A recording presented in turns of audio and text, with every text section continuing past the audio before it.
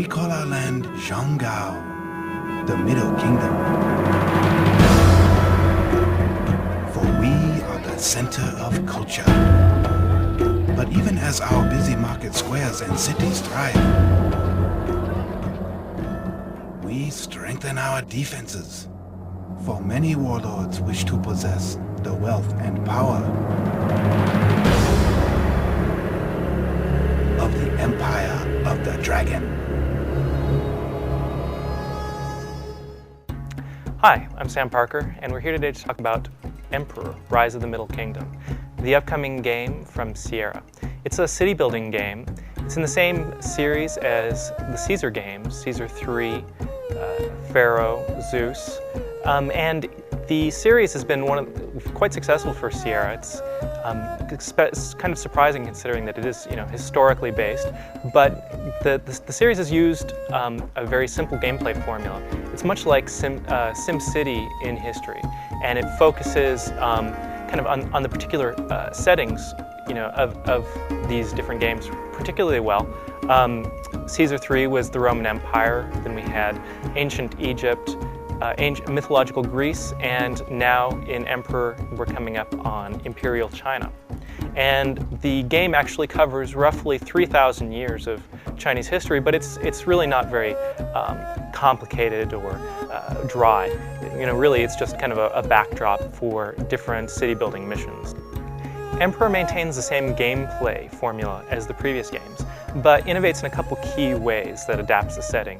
One of the ways is the introduction of Feng Shui, which is the Chinese art of locating objects and buildings in an auspicious way. I mean, oftentimes we've heard about it in, it's used, bandied around for interior decorating, but really in ancient China, it was actually the method for designing whole cities, the layout of cities.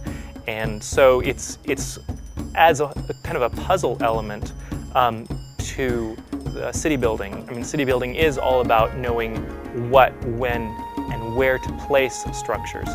And so, I mean, having Feng Shui, kind of adds a little extra complicated factor. And so, I mean, it's one of the elements where, the historical flavor comes out. It's not just SimCity in ancient China. And one of the other elements is just in terms of the monuments and in terms of the different mission goals you have. One of the biggest monuments is the Great Wall. You can see it from space, and so it's a monumental undertaking, of course. So it's not something that the player will go ahead and do in a given sitting. Really just constructing a given segment of a wall or a segment of a canal. So it's a little different from say Pharaoh, where you were constructing a giant pyramid that you could see at once on the screen. It has kind of a different feel to it, and it works indifferently to the storyline. I mean, the setting of Emperor isn't quite as colorful and mythological as Zeus, the previous game in the series. I mean, really, we have, it's a little bit more kind of naturalistic, just in terms of the style of the graphics.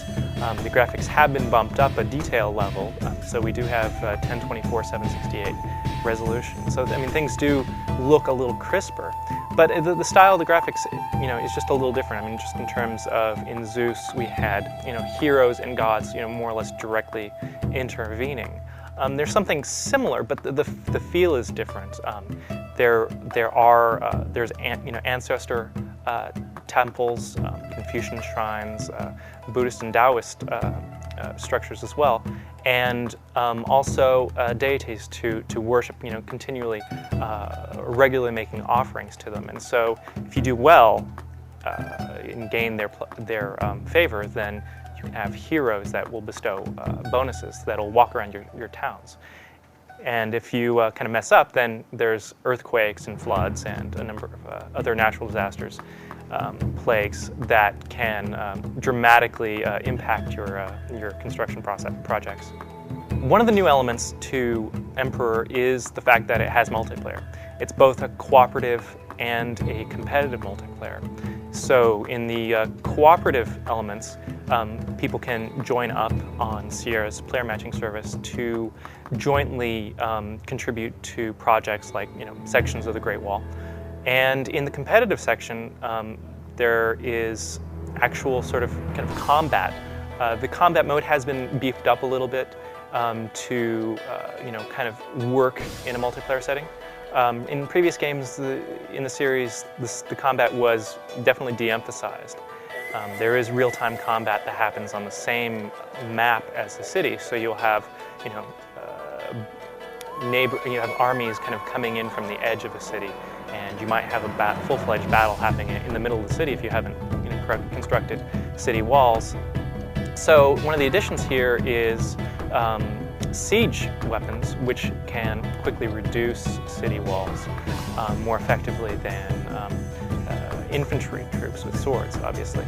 And but you still have the whole build-up phase, which makes the pacing quite different from a typical RTS. So we're still waiting to see how that works out in actual practice. But another element that's been beefed up is just in terms of the diplomacy. We actually have spying and sabotage, and there's just kind of a little bit more of a meta game. It's not just city building, though that's still definitely the core of the game. Sierra's kind of look to expand certain elements of Emperor, building upon the core gameplay and making it evolve in new directions.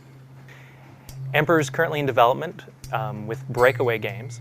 That's not the original developer of the series, which was Impressions, but they worked on Cleopatra, the expansion pack to Pharaoh, and we've been playing a beta of the game, and it looks quite promising. The game is due out this fall.